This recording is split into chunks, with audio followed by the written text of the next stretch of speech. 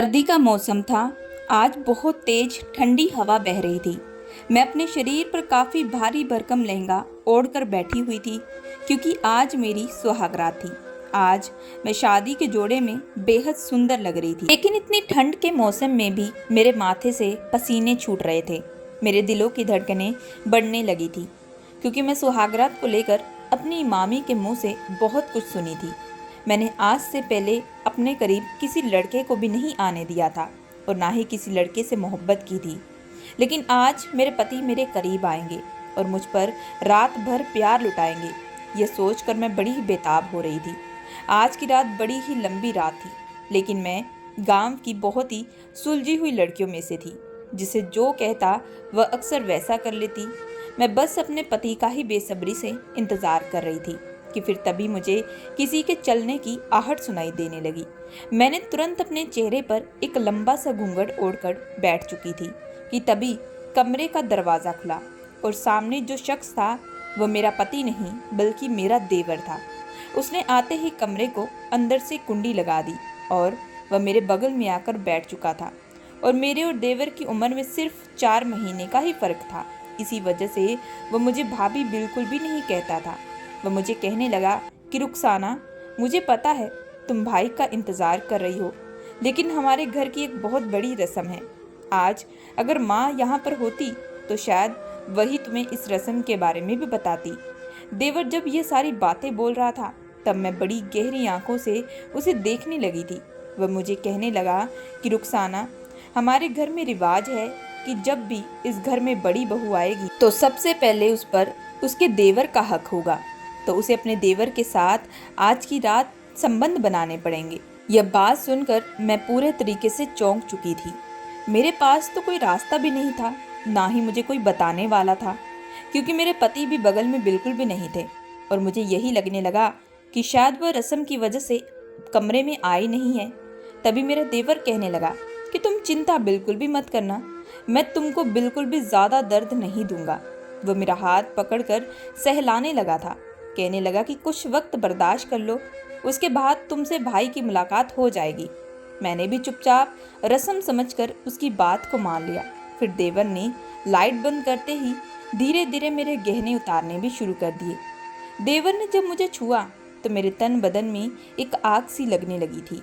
फिर देवर ने मुझे कसकर मेरे हाथों को भी पकड़ लिया और फिर पूरे जोश के साथ, मेरा नाम रुखसाना है, मेरी उम्र 22 साल है, मैं दिखने में दूध की तरह सफ़ेद थी। मैं अपने माता पिता के साथ खुशी खुशी अपनी ज़िंदगी बिता रही थी। मैं अपने माँ बाप की इकलौती संतान थी, लेकिन एक रात मेरे माता पिता काम के सिलसिले से दूसरे शहर गए थे। उस दिन मैं और मेरी मामी घर पर अकेली थी। रात को मैं बड़ी ही बेसब्री से अपने माता पिता का इंतज़ार कर रही थी, क्योंकि मैंने अपने माता पिता से कहा था कि वह जब भी शहर से वापसी के दौरान आएंगे तो मेरे लिए खूब सारे खिलौने ज़रूर लेकर आए। लेकिन मुझे नहीं पता था कि इसके बाद मेरी ज़िंदगी बदलने वाली है। यह रात मेरे माता पिता की आखिरी रात होगी कि तभी अचानक रात के 12 बजे हमारे घर पर पुलिस आई और मेरे माता पिता की तस्वीर दिखाते हुए पूछने लगी कि ये दोनों जन यहीं पर रहते हैं। कहने लगे कि इनकी रोड एक्सीडेंट में मौत हो चुकी है। ये खबर सुनते ही मैं तो पूरे तरीके से टूट चुकी थी। माता पिता को ऐसी हालत में देखकर मैं खूब रोई थी। माता पिता के अलावा मेरा इस दुनिया में कोई भी नहीं था। मामा मामी ने मिलकर ही माता पिता के सारे काम किए थे। उस वक्त मेरी सिर्फ उम्र 10 साल थी।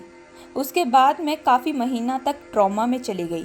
मेरा डॉक्टर से इलाज चलता रहा। मुझे ठीक होते होते कम से कम पूरा 1 साल लग चुका था, लेकिन इन 1 साल में मेरे मामा जी ने ही मेरा देखभाल किया। मामी को मुझे ज़्यादा लगाव नहीं था, लेकिन इसके बदले मेरे माता पिता की जो भी प्रॉपर्टी थी उन्होंने झूठ बोलकर अपने नाम करवा ली। उसके बाद भी मुझसे इतनी मोहब्बत बिल्कुल भी नहीं करती थी जितना मेरे मामा जी करते थे। मामा को बचपन से ही मेरी काफ़ी चिंता रहती थी, क्योंकि उनकी खुद की 2 औलाद थी। मामी ज़्यादातर अपनी औलाद की तरफ ही ज़्यादा ध्यान दिया करती थी। मामा ने मुझे पढ़ाना भी चाहा, लेकिन मामी ने कभी मुझे स्कूल जाने की अनुमति भी नहीं दी। इस बात पर मामा मामी की आपस में काफ़ी लड़ाई भी हो जाती थी। इसी तरीके से मेरा बचपन बीत रहा था। मैं घर के कामकाज खुद अकेली किया करती थी। मामी ने सारी जिम्मेदारी मुझ पर डाल दी थी और खाने को 2 वक्त की रोटी ही दिया करती थी। मेरा घर बस्ती इलाके में था, जहाँ पर बच्चों की काफ़ी चहल पहल हुआ करती थी। लेकिन मामी कभी भी मुझे उन बच्चों के साथ खेलने के लिए जाने नहीं दिया करती थी, क्योंकि उन्हें हमेशा डर था कहीं लोगों के सामने मैं उनकी सच्चाई के बारे में बिल्कुल ना बता दूं। इसी तरीके से मैं बिन माँ बाप के पली बड़ी थी।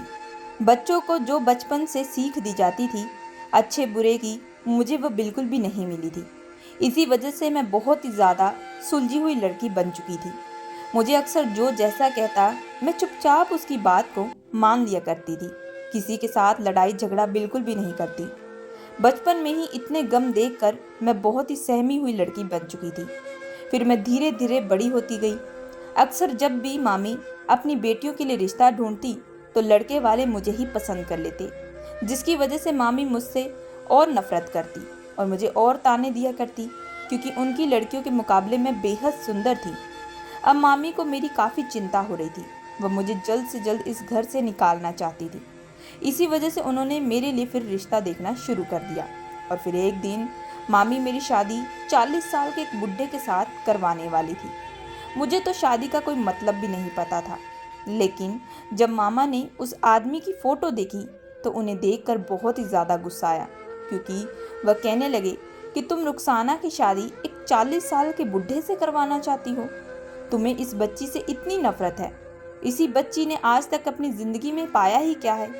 बचपन में ही वह अपने माता पिता को खो बैठी है और जितनी भी ज़मीन जायदाद थी वह तुमने तो अपने नाम कर ली, और उसके बाद भी उसे कभी ज़िंदगी में कोई खुशी नहीं दी, और अब आने वाली ज़िंदगी भी इसकी बर्बाद करने चली हो। इस पर मामी ने उन्हें बहुत ही ज़्यादा कड़वा जवाब दिया। मामी कहने लगी कि मैं तो रुखसाना के लिए कई रिश्ते ढूंढ चुकी हूँ, लेकिन इसके लिए कोई रिश्ता आता ही नहीं। मैंने बहुत बार ट्राई किया है, क्योंकि हर कोई इसकी उम्र ज़्यादा बता रहा है। मामी जानबूझकर मामा से झूठ बोल रही थी, क्योंकि वह बिल्कुल भी नहीं चाहती थी कि कोई अच्छा लड़का मेरी ज़िंदगी में आए और मुझसे शादी करे। लेकिन मामा को यह बिल्कुल भी गवारा नहीं था। उन्हें मामी की सच्चाई अच्छे से पता थी। मामा कहने लगे कि वही रुखसाना की शादी करेंगे और उसके लिए बेहतर अच्छा लड़का ढूंढ लेंगे। अब से तुम्हें उसके लिए टेंशन लेने की कोई ज़रूरत नहीं है। ये कहकर मामा उस दिन घर से निकल गए थे और फिर रात के 12 बजे करीब घर आए। तभी वह मुझे पुकारने लगे कि रुखसाना बेटा, मेरे पास आओ, मैं आज तुमसे कुछ बात करना चाहता हूँ। वह मेरे सर पर हाथ रखकर कहने लगे कि बेटी, मैं तेरा ज़िंदगी भर हमेशा अच्छा ही चाहता हूँ। तभी मामा कहने लगे कि उन्होंने एक रिश्ता देखा है जो कि हमारे कास्ट का बिल्कुल भी नहीं है, लेकिन घर में सिर्फ 2 भाई ही रहते हैं। उनके भी माता पिता इस दुनिया में नहीं हैं। बड़े भाई ने ही मेहनत करके सब कुछ संभाला है। मैं उस लड़के के बारे में पता करवाया हूँ कि वह लड़का बहुत ही अच्छा है, और मैं चाहता हूँ कि तुम उस लड़के के साथ शादी कर लो और जल्द से जल्द अपनी ज़िंदगी की शुरुआत करो, क्योंकि तुम्हारी मामी का मुझे कभी भी कुछ भरोसा नहीं। वह कब क्या कर बैठे। मामा की बातों को मैं बड़ी ही गहराई से सुन रही थी। मैंने तभी कहा कि मामा, जैसा आप चाहते हैं मैं वैसा करने के लिए राज़ी हूँ। इस बात पर मामा भी खुश हो चुके थे। दूसरे दिन ही लड़के वालों को बुलाया गया, लेकिन उस दिन लड़के का छोटा भाई ही वहाँ पर मौजूद था। सुना था कि लड़का काम के सिलसिले से दूसरे शहर गया है। छोटे भाई का नाम रिहान था। वह मुझे गहरी आंखों से देख रहा था। उसके बगल में एक आंटी थी जो ये रिश्ता लगवाने के लिए लेकर आई थी। आंटी बार बार उसे बोल रही थी कि रिहान, तुम अच्छे से देख लो, क्योंकि तुम इससे पहले भी कम से कम 50 लड़कियों को रिजेक्ट कर चुके हो। तुम्हें पता नहीं अपने भाई के लिए कैसी लड़की पसंद आएगी। तभी रिहान व लड़का कहने लगा कि मैं जैसा चाहता हूँ मुझे ये लड़की वही पसंद है। यह बात सुनते ही उसी समय रिश्ता पक्का कर दिया गया और फिर कुछ दिन के अंदर ही मेरी शादी उसके बड़े भाई के साथ कर दी गई। मैं अभी तक उस लड़के को नहीं देखी थी, बस उसके बारे में सुनी थी। उसके बाद मैं शादी करके विदा हुई तो ससुराल में मेरे देवर ने स्वागत किया। देवर का जो रवैया था वह बड़ा ही अजब किस्म का था। जैसे मैं घर में दाखिल हुई तभी वह मेरे पैरों को छूने लगा। मतलब कि वह मेरे पैरों को छूने के बहाने मेरे पैरों को सहलाने लगा था। आज से पहले किसी भी लड़के ने मुझे छुआ भी नहीं था, वह भी इस तरीके से। उसके छूते ही मुझे अलग किस्म का एहसास होने लगा था। मैं ज़िंदगी में पहली बार अपने मामा के घर से अपने ससुराल में आई थी। मुझे दिन दुनिया की कोई खबर नहीं थी कि दुनिया में ऐसे ऐसे लोग भी होते हैं जो लड़कियों को गलत निगाहों से देखते हैं, और ज़्यादातर हमें उनसे अपने आप को बचाकर भी रखना चाहिए। मेरी माँ तो थी नहीं जो मुझे इन सब के बारे में समझाती। इसी वजह से मैं थोड़ी सुलझी हुई लड़की बन चुकी थी। फिर जैसे ही घर के अंदर दाखिल हुई तो पूरे घर को फूलों से सजाया गया था। घर में कुछ खास ज़्यादा लोग मौजूद नहीं थे, बस 2-3 औरतें थीं जो कि मैंने सुना था कि वह आस पड़ोस में ही रहती हैं। उसके बाद उन औरतों ने मुझे मिलकर मेरे पति के कमरे में छोड़ दिया था। मैं पति के कमरे में जाते ही अंदर खुश होने लगी थी, क्योंकि मैंने सुना था कि शादी के बाद इंसान की पूरी ज़िंदगी ही बदल जाती है, और मेरी तो ज़िंदगी अब बदलने वाली थी, क्योंकि मैंने ज़िंदगी भर दुख ही झेले थे। अब मुझे मेरा पति मिल चुका था, जिसके बाद मैं ज़िंदगी भर अब खुश रहूँगी, क्योंकि ज़िंदगी में तो कभी मुझे कोई चीज़ की खुशी नहीं मिली थी। मैं बिस्तर पर बैठी सहमी हुई थी, अगल बगल में गहरी आंखों से देख रही थी। कमरा तो आज बेहद ही सुंदर लग रहा था, हर तरफ फूलों से सजाया गया था। बिस्तर पर घूंघट ओढ़कर मैं तुरंत बैठ चुकी और बेसब्री से पति का इंतजार करने लगी। अभी कुछ देर बाद कमरे का दरवाज़ा खुला और तभी मेरा देवर बगल में आकर बैठ चुका था। मुझे लगा कि शायद मेरा पति है, इसी वजह से जब उसने मेरा हाथ पकड़ा तो मैंने बिल्कुल भी इनकार नहीं किया। वह मेरा हाथ पकड़ने के बहाने सहलाने लगा, कहने लगा कि तुम तो मेरी सोच से भी बहुत ही ज़्यादा सुंदर हो। देवर की आवाज़ सुनकर मैं तुरंत चौंक सी गई थी। मैंने तभी अपना घूंघट उठाया और अपना हाथ छुड़वाया। तभी देवर कहने लगा कि डरिए मत, मैं ही हूँ रिहान। मैंने कहा कि लेकिन मेरे पति कहाँ हैं? वह कहने लगा वह तो आ ही जाएंगे। सबसे पहले मैंने सोचा मैं आपको देखने आऊं, क्योंकि पसंद तो मैंने ही आपको किया था। उस रात देवर की आंखें थोड़ी नशीली सी लग रही थी, मानो ऐसे वह मुझे कुछ अलग कहना चाह रहा हो। तभी वह कुछ कहने ही वाला था कि तुरंत कमरे का दरवाज़ा खुला और सामने जो शख्स था वही मेरे पति थे। अपने छोटे भाई को यहाँ देखकर वह कहने लगे कि अरे रिहान, तुम यहाँ पर क्या कर रहे हो? तभी रिहान कहने लगा कि मैं अपनी भाभी को देखने आया हूँ। आज भाभी तो पहले से भी ज़्यादा खूबसूरत लग रही हैं। ये सुनते ही सुनील जोरों से हंसने लगे थे। मैंने पहली बार आज उन्हें देखा था। वह मेरी उम्र से थोड़े बड़े थे और दिखने में भी काफ़ी स्मार्ट थे। फिर दोनों भाइयों में कुछ खुसफुसाहट सी हुई। फिर रेहान अपने कमरे में चला गया और मेरे पति ने कमरे को अंदर से बंद कर दिया। मैं उस वक्त शर्म के मारे अपनी गर्दन नीचे झुका ली। तभी मेरे पति धीरे धीरे मेरे करीब आए और कहने लगे, ये मेरा छोटा भाई रिहान है, बहुत ही मजाकिया किस्म का है, लेकिन मैं इससे बेहद प्यार करता हूँ। माता पिता के गुजरने के बाद हम दोनों ही एक दूसरे का सहारा रहे हैं। मैं तुमसे एक बात कहना चाहता हूँ कि तुम हमेशा मेरे भाई का ख्याल रखना, उसे कभी भी कोई चीज़ की कमी ना आने देना। मेरा भाई ही इस घर के हमेशा का फैसला लेता है, क्योंकि मैं अक्सर बाहर जाकर काम करता था, वही इस घर को अच्छे से संभालता था। शादी की रात अपने पति के मुंह से अपने भाई की तारीफ सुनकर मैं थोड़ी चुप सी हो गई थी। मुझे लगा था कि शायद मेरे पति मेरी तारीफ करेंगे, लेकिन वह तो अपने भाई के बारे में ही मुझे बताने लगे। मैं भी चुपचाप उनकी बातों को मान ली। तभी पति कमरे में आए और लाइट बंद करते ही उन्होंने मुझ पर अपना प्यार लुटाना शुरू कर दिया। उन्होंने रात भर मुझे अपनी लाइफ की हर बात बताई कि किस तरीके से उन्हें आज यह मुकाम हासिल किया है। मेरे पति की लाइफ और मेरी लाइफ कहीं ना कहीं एक जैसी थी, क्योंकि मेरे पति भी अपने माता पिता को बचपन में ही खो बैठे थे और उसी तरह मेरी ज़िंदगी में भी यह हाल हुआ था। रात भर हमारी काफ़ी देर तक बातचीत होती रही और सुबह मेरी देर से आँख खुली थी।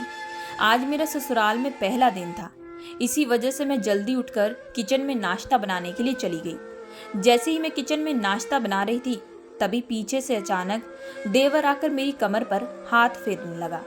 उसके इस तरह के व्यवहार से मैं गहरी आंखों से उसे देखने लगती थी। फिर देवर कहने लगा कि रुखसाना, आखिर तुम्हारी खूबसूरती का क्या राज है? मैंने कहा कि कुछ भी नहीं देवर जी। तब वह कहने लगा कि मुझे देवर जी मत कहा करो, हम दोनों की उम्र में कुछ महीनों का ही फासला है, इसी वजह से तुम अब मुझे रिहान ही कहा करो। ये सुनकर मुझे थोड़ा अजीब सा लगने लगा था। तभी मेरे पति भी किचन में आए और वह भी पीछे से कहने लगे कि अरे मेरा छोटा भाई तुम्हें जो बोल रहा है तुम वैसा ही करो, ये थोड़ा अलग किस्म का है। अगर इसकी बात तुम नहीं मानोगी तो ये गुस्सा भी हो सकता है। ये बात कहकर दोनों भाई एक दूसरे की तरफ देखकर जोरों से स्माइल करने लगे। लेकिन मुझे क्या था, मेरा पति मुझे जो कह रहा है मुझे तो वैसा ही करना पड़ेगा। अब से मैं हमेशा रिहान कहकर ही अपने देवर को बुलाया करती थी और इस बात से देवर भी बड़ा ही खुश हो जाया करता था। अक्सर कहता कि तुम्हारे मुंह से अपना नाम सुनकर मेरे दिल को काफ़ी ठंडक महसूस होती है। मैं जब भी घर का काम कर तो वह मेरे बगल में आकर खड़ा हो जाता। मुझे काम करते वक्त काफ़ी हिचकिचाहट भी महसूस होती थी क्योंकि कभी कभी मैं काम करते वक्त दुपट्टा नहीं ओढ़ती थी और वह तब मुझे गहरी आंखों से देखने लगता। मैं जब कमरे में नहाने के लिए जाती तो वह मेरे पीछे पीछे आ जाता और मेरे रूम पर बैठकर टीवी देखना शुरू कर देता। और जब मैं गीले बाल लेकर बाहर निकलती तब वह मुझे गहरी आंखों से देखने लगता और तुरंत मेरे बगल में आकर फिर से खड़ा हो जाता और कहने लगता कि यह गीले बाल आपके चेहरे की सुंदरता को और बढ़ा देते हैं। काश आपको ये कहकर वह आगे चुप हो जाता। मेरे पति तो अक्सर काम के सिलसिले से दूसरे शहर ही आया जाया करते थे। ज़्यादातर मुझे घर पर वह वक्त नहीं दे पाते। जब भी वह काम से घर वापस आते तो थक कर चूर हो जाया करते थे। मैं अक्सर जब भी उनसे उनके छोटे भाई के बारे में बात करती तो वो मुझे तुरंत कहने लगते, मेरे छोटे भाई को खुश रखना और जैसा कहता है तुम वैसा ही करना, उसे निराश बिल्कुल भी मत करना, क्योंकि मैं अपने भाई को बहुत प्यार करता हूँ, जिसकी वजह से मैं उनसे आगे कुछ और एक शब्द भी ना बोल पाती। अब मैं अपने पति के कहने के मुताबिक घर को अच्छे से संभालती और साथ ही साथ अपने देवर को भी। देवर ने कॉलेज कंप्लीट कर लिया था, इसी वजह से वह अक्सर घर पर ही रहा करता और मेरे कामकाज में भी मेरी मदद किया करता था। इस बात से मैं बेहद खुश होती कि चलो, पति के अलावा किसी और को तो मेरी चिंता है। अब धीरे धीरे मेरा देवर भी मुझे अच्छा लगने लगा था। लेकिन देवर की एक बात बड़ी ही अजीब थी कि वह बातों ही बातों में मेरे करीब आता और मेरे कंधे को सहलाने लगता, तो कभी हाथ पकड़ कर बैठ जाता। मैं उससे अपने आप को छुड़ाने की कोशिश करती, लेकिन मैं कुछ बोल नहीं पाती थी। दिन भर की थकावट की वजह से मैं रात को जब अपने कमरे में जाती तो देवर पीछे पीछे दूध का गिलास लेकर आ जाता और कहने लगता कि इससे जो आपकी जो दिन भर की थकावट होगी वो सारी की सारी दूर हो जाएगी और आप तंदुरुस्त हो जाएंगे। मुझे भी देवर की बात सही लगती थी क्योंकि मैं अपनी मामी के घर पर खाने पीने पर ज़्यादा ध्यान नहीं दे पाती थी, जिसकी वजह से मैं और भी ज़्यादा दुबली पतली हो चुकी थी। मैंने भी चुपचाप देवर की बात को मान लिया, लेकिन दूध पीने के बाद मैं गहरी नींद में चली जाती। सुबह उठती तो मेरी हालत बड़ी ही खराब रहती, बाल बिखरे से रहते, मेरे बदन पर काफ़ी खरोंचों के निशान भी आ जाते। मुझे लगता कि शायद मैंने रात को कोई डरावना सपना देख लिया होगा, जिसकी वजह से मैं खुद ब खुद अपने ही बदन पर नाखून मार लेती हूँ। अब मैंने इन बातों को इग्नोर कर दिया था। रोज़ की तरह मैं घर के कामकाज करती, लेकिन एक दोपहर तो देवर मेरे लिए बहुत सुंदर साड़ी भी लेकर आया था। यह देखकर मैं बहुत ही खुश थी। मैंने तुरंत अपने पति को यह बात बताई तो मेरे पति इस बात से खुश हो चुके थे। वह तो मुझे कहने लगे कि मेरा भाई है, वह सबका ही ख्याल रखता है, सबकी पसंद के बारे में सोचता है। मेरे लिए भी तो उसने तुम्हें ही पसंद किया था।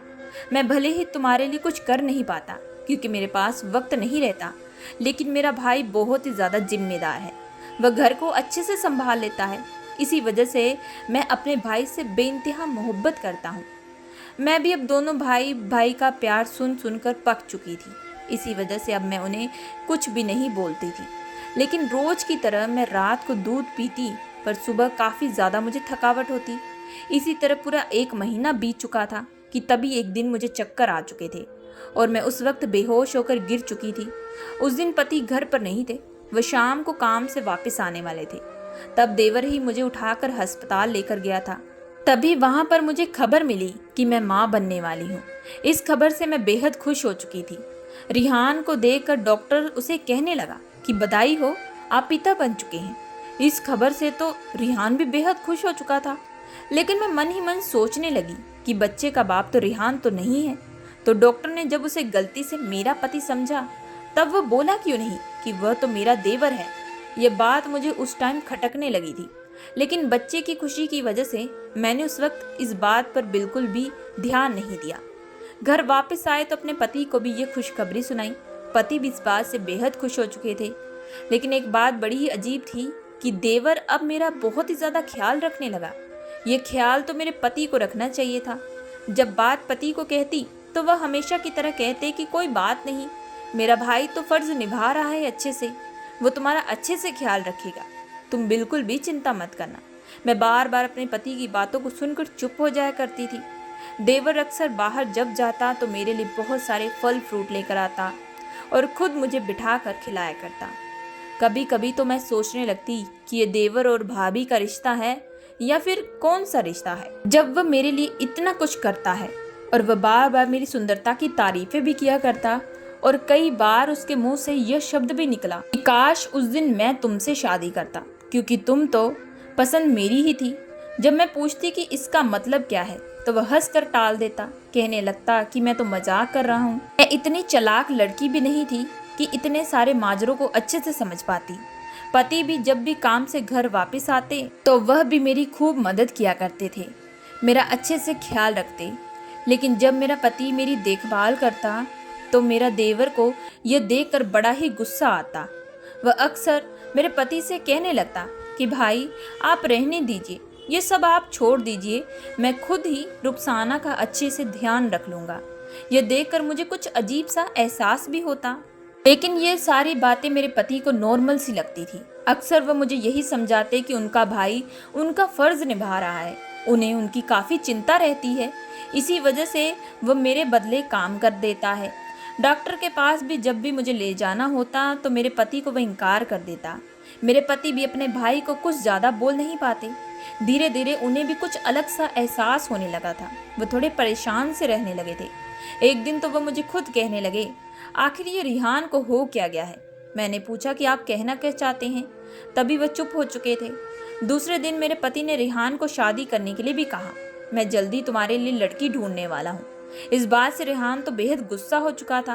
वह कहने लगा कि वह अब शादी नहीं करना चाहता। मेरे पति ने अपने भाई से पूछा कि वजह क्या है, तब वह कहने लगा कि अभी रुखसाना को मेरी ज़रूरत है, आप तो अक्सर काम की वजह से बाहर जाते हैं, अगर मेरी शादी हो गई तो रुखसाना का कौन अच्छे से ध्यान रखेगा। यह बात तो मेरे देवर ने सही कही थी। मैंने तो देवर का ही सपोर्ट किया, लेकिन इस बात पर मेरे पति इस बार गुस्सा होने लगे। वह कहने लगे कि तुम्हें कोई ज़रूरत नहीं है, मैं खुद रुखसाना का ध्यान रख सकता हूँ। मैं जल्द ही रुखसाना को दूसरे शहर ले जाऊँगा और हम सब मिलकर रहेंगे। तुम्हारी भी शादी हो जाएगी तो तुम भी अपनी ज़िंदगी अपनी पत्नी के साथ गुजारना और इसी घर में रहना। रिहान के चेहरे का अब रुख सा बदल चुका था, वह काफ़ी गुस्से में रहने लगा। दोनों भाइयों में आज पहली बार मुझे कुछ अलग सा एहसास हो रहा था, लेकिन वह क्या था मुझे बिल्कुल भी मालूम नहीं। अब तो मेरे पति घर में ही रहते और घर से ही कामकाज किया करते, लेकिन कभी कदार उन्हें काम के सिलसिले से दूसरे शहर जाना ही पड़ता। मैं कहती कि आप काम पर ज़्यादा ध्यान दें, लेकिन वह मेरी बातों का कुछ जवाब नहीं देते। इधर रोज़ की तरह मेरा देवर भी मेरी देखभाल किया करता, जो शायद मेरे पति को खटकने लगी थी, लेकिन वह किसी को कुछ बोल नहीं पा रहे थे। तभी एक रात पति को काम के सिलसिले से फ़ोन आया और वह रातों रात ही दूसरे शहर जाने के लिए रवाना हुए थे। दूसरे दिन देवर भागता हुआ मेरे कमरे में आया और कहने लगा कि रुखसाना भाई की मौत हो चुकी है। एक ट्रक ड्राइवर ने भाई की गाड़ी को टक्कर मार दी, जिसकी वजह से उनकी मौके पर मौत हो चुकी है। इस खबर को मैं पूरे तरीके से सुनकर टूट चुकी थी और तभी मुझे हार्ट अटैक भी आ पहुंचा था। मेरी हालत काफ़ी ख़राब हो चुकी थी। मैं पूरे 3 महीने तक सदमे में चली गई थी और इन 3 महीनों में मेरा बच्चा भी इस दुनिया में आने से पहले ही जा चुका था। जब पूरे 3 महीने बाद मुझे होश आया तो मैं अपने पति को खोजने लगी। तभी रिहान मुझे कहने लगा कि भाई इस दुनिया से जा चुके हैं। भाई के जाने के बाद ही आप सदमे में चली गई थी। और जब मैं अपने बच्चे के बारे में पूछी तो रिहान गर्दन झुकाकर बैठ चुका था। मैं उसकी बात का मतलब अच्छे से समझ चुकी थी। फिर से बचपन की तरह अब फिर से मेरी दुनिया भी उजड़ चुकी थी। मेरा हंसता खेलता परिवार फिर से टूट चुका था। यह खबर जब मेरे मामा को पता चली तो वह मुझसे मिलने के लिए घर पर आए थे। वह भी मुझे कहने लगे, पता नहीं ऊपर वाले ने तुम्हारी किस्मत में क्या लिखा है जो तुम हमेशा ही इतने दुख झेलती हो। उस दिन मैं फिर से खूब रोई थी। आखिर बार बार मेरे साथ ही ऐसा क्यों होता है। अब मैं दिन रात एक कमरे में कोने में पड़ी रहती। उस वक्त रिहान ही मुझे संभालता। वही मेरी देखभाल करता। रिहान की आंखों में भी मुझे उसके भाई के लिए गम साफ दिखाई देता था। अब मैं और रिहान इस घर में अकेले हो चुके थे। इसी तरीके से अब मुझे 1 साल बीत चुका था, लेकिन इन 1 सालों में मुझे फिर से दोबारा जीने की शुरुआत करने में काफ़ी वक्त लग चुका था, जो मेरे लिए बड़ी ही मुश्किल वक्त था। तभी एक दिन मेरे मामा आए और वह मुझे कहने लगे कि बेटी, तुम रिहान से शादी कर लो। मैंने कहा कि क्यों मामा, आप ये क्यों कह रहे हैं? तभी वह कहने लगे कि आखिर तुम दोनों कैसे एक छत के नीचे रह सकते हो? तुम्हारे सास ससुर होते तो मैं तुम्हें कभी कुछ ना बोलता। मामा की बात तो यह सच थी। इसी वजह से मैं फिर से मामा के कहने पर अब रिहान से शादी कर ली। रिहान तो इस शादी से बेहद खुश था, लेकिन मैं रिहान को कभी पति का दर्जा बिल्कुल ना दे पाई। मैंने रिहान से शादी तो कर ली, लेकिन उसके साथ कोई भी संबंध नहीं बना पाई। इस बात से रिहान कहीं ना कहीं मुझसे नाराज भी था, लेकिन फिर भी उसने आज तक मुझे बिल्कुल भी कोई शिकायत नहीं की थी। यह बात मुझे उसकी काफ़ी पसंद आई थी। शुरू शुरू में तो मैं रिहान को गलत समझती थी, लेकिन रिहान तो लड़का दिल का काफ़ी अच्छा था। फिर भी मैं अपने पति को भुला नहीं पा रही थी। उनके साथ बिताए हुए पल मुझे आज भी याद आ रहे थे कि एक ही वक्त में मेरी हंसती खेलती जिंदगी उजड़ चुकी थी। मैं ज़्यादातर दिन भर घर के काम काज करती और रिहान बाहर जाकर काम करता, और जब आता तो उससे पहले ही मैं गहरी नींद में चली जाती, क्योंकि अभी भी मेरी काफ़ी सारी दवाइयाँ चल रही थी, जिसकी वजह से मुझे जल्द ही नींद आ जाती थी। एक शाम रिहान मुझे कहने लगा कि रुखसाना, तुम तैयार रहना, हम लोग आज बाहर घूमने जाएंगे। उस दिन मेरी तबीयत कुछ ठीक नहीं लग रही थी, लेकिन वैसे मैं इनकार न कर पाई। ज़्यादा तबीयत खराब होने की वजह से मैंने तुरंत दवाई खा ली, जिसकी वजह से मुझे गहरी नींद आ चुकी थी। मैंने सोचा था कि मैं कुछ पल सो लूँगी और उसके बाद उठ जाऊँगी, लेकिन उसके बाद तो मैं गहरी नींद में ऐसी गई कि रिहान के बार बार कॉल आने पर भी मैं उठ ना पाई। ठीक फिर मुझे 4 घंटे बाद मेरी आँख खुली। जब मैंने फ़ोन की तरफ देखा तो रिहान के कई सारे कॉल आ चुके थे। आज वह गुस्सा होगा। जैसे मैं उठी तो घर के दरवाजे की बेल जोरों से बजने लगी। रिहान गुस्से से मेरी तरफ देख रहा था। कहने लगा कि तुम समझती क्या हो अपने आप को? मैं तुम्हें कई वक्त से चाहता हूँ, तुम्हें वक्त देता हूँ, तुम्हारे लिए सोचता हूँ, यहाँ तक कि तुम्हारे लिए तो मैंने अपने भाई को भी ख़त्म कर दिया। रिहान के मुंह से ये शब्द सुनकर मैं हैरान रह चुकी थी। मैंने कहा, मतलब क्या है तुम्हारा? कहने लगा कि जब मैं तुम्हें देखने आया था तभी पहली नज़र में तुम्हें दिल दे बैठा था, लेकिन मैंने भाई को शादी करने से मना भी किया, लेकिन उन्होंने जिद की कि इस बार वो शादी करेंगे ही करेंगे। शादी करने के बाद तुम्हें जब भी मैं अपने भाई के साथ देखता तो मुझे काफ़ी गुस्सा आता। मैं जानबूझकर तुम्हें रात को दूध दिया करता था, जिसमें नींद की दवा मिलाई होती थी, और उसके बाद मैं तुम्हारे साथ अपने संबंध जायज़ रखता था। फिर इसी तरीके से 1 महीने के बाद तुम माँ भी बन चुकी थी, और ये खबर सुनकर मैं तो खुश हो चुका था। मेरी कोई खुशी का ठिकाना ही नहीं था कि अब मैं बाप बन चुका हूँ। लेकिन धीरे धीरे मैं तुम्हारी परवाह कर रहा था तो भाई को कहीं ना कहीं मुझ पर शक होने लगा था। वह मुझसे तुमसे दूर करने की कोशिश करने लगे। रिहान के चेहरे का रंग पूरा लाल हो चुका था। वो आज गुस्से में मुझे काफ़ी सारी बातें बोल रहा था, जो शायद मुझे कभी ज़िंदगी में पता भी नहीं लग सकती थी। वो मुझे गुस्से में कहने लगा कि भाई जानबूझकर मेरी शादी किसी और लड़की के साथ करवाना चाहते थे। वह जानबूझकर मुझे इस घर से निकालना चाहते थे। वह जानबूझकर मुझे तुमसे दूर करना चाहते थे, क्योंकि मैं जब भी तुम्हारे करीब आता तो उन्हें बिल्कुल भी पसंद नहीं आ रहा था। जब एक दिन मैंने उन्हें बताया कि मैं इस बच्चे का बाप हूँ तो ये सुनकर उनके होश उड़ चुके थे। जब उन्हें यकीन ना हुआ तो मैंने डीएनए टेस्ट करवाने के लिए भी कहा, और जब हम लोगों का टेस्ट हुआ तो रिपोर्ट मैच आ रही थी। भाई उस वक्त काफ़ी भड़क चुके थे। वह कहने लगे कि तुमने तो मुझे धोखा दिया है। मैंने तभी उन्हें रास्ते से निकालने का फैसला ले लिया था। जब रात को वह काम के सिलसिले से बाहर गए, अभी रिहान इसके आगे जो कहने वाला था वो मैं समझ चुकी थी। मैंने गुस्से में उसके मुंह पर एक चांटा जड़ दिया था। मैंने कहा कि तुम इतना घटिया काम कर सकते हो, मैं ज़िंदगी में कभी सोच भी नहीं सकती थी। मैं तो तुम्हें अच्छा मानती थी, लेकिन तुम तो घटिया निकले हो। तुमने अपने ही भाई को मरवा दिया, एक बार भी नहीं सोचा, और मेरे साथ भी तुमने इतना कुछ गलत किया। मुझे नशे वाला दूध पिलाकर मेरे साथ गैर संबंध बनाए। इस बात पर मैं पूरे तरीके से टूट चुकी थी। मेरे साथ जो हो रहा था वह किसी भी लड़की के साथ ना हो। बार बार मैं अपने आप को संभाल कर थक चुकी थी।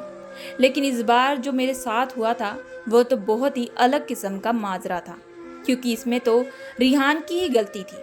वह मुझसे अब भी अपने प्यार का बार बार इजहार कर रहा था। वह मेरे आगे हाथ जोड़कर गिड़गिड़ाने लगा, कहने लगा कि वह मुझसे बेपनाह प्यार करता है। मैंने कहा, इसे प्यार नहीं कहते, इसे पागलपन कहते हैं। तुमने अपने सगे भाई को ही मार दिया, जिसने तुम्हें इतने साल से पाल पोस कर बड़ा किया, तो कभी भी तुम्हें कोई चीज़ की कमी ना आने दी। मैं तुम्हारे साथ इस छत के नीचे अब बिल्कुल भी नहीं रह सकती। तभी रेहान ने मेरा हाथ पकड़ लिया और मुझे जाने से भी रोकने लगा। वह बार बार कहने लगा कि मुझे भी उसके किए की सज़ा मिल चुकी है। मैं अपने बच्चे को खो बैठा हूँ, जो मैंने चाहा था वो मुझे नहीं मिला। मैं तुम्हें पाकर भी अब खो बैठा हूँ। और अपने सगे भाई को तो यह कहकर वह अपनी गर्दन नीचे झुका लिया था। वह कहने लगा कि यह सब उसने जुनून में आकर कर लिया था, लेकिन वह मुझसे बेइंतहा मोहब्बत करता था, मुझे सिर्फ पाना चाहता था, मेरे साथ ज़िंदगी बिताना चाहता था। अब मैं मोहब्बत शब्द बिल्कुल भी सुनना नहीं चाहती थी। मैं उसी दिन उस घर से चली गई और मैं जाकर अपने मामा को सारी सच्चाई भी बताई। मामा ने तुरंत तलाक के पेपर निकलवाए और मेरा रिहान का तलाक हो गया। रिहान को भी उसके किए की सज़ा मिल चुकी थी। अब वह अकेला उस घर में तड़प रहा था। उसे सहारा देने के लिए भी कोई नहीं था। अपने गुनाहों की वह बार बार माफ़ी मांग रहा था। मेरे पति के कुछ मेरे पास पैसे थे। मैंने उनसे एक छोटा सा घर ले लिया और वहीं से अपना सिलाई कढ़ाई का काम करना शुरू कर दिया। अब मैं इसी तरह अपनी ज़िंदगी बिता रही हूँ। सो दोस्तों, आप लोग हमें कमेंट करके बताइए, इस कहानी में गलती किसकी थी, रुखसाना या फिर रेहान या फिर रेहान के भाई की। अगर आप लोगों को ये कहानी पसंद आई हो तो प्लीज़ हमारे चैनल को लाइक एंड सब्सक्राइब जरूर करिएगा एंड बेल आइकन का बटन जरूर दबाइएगा।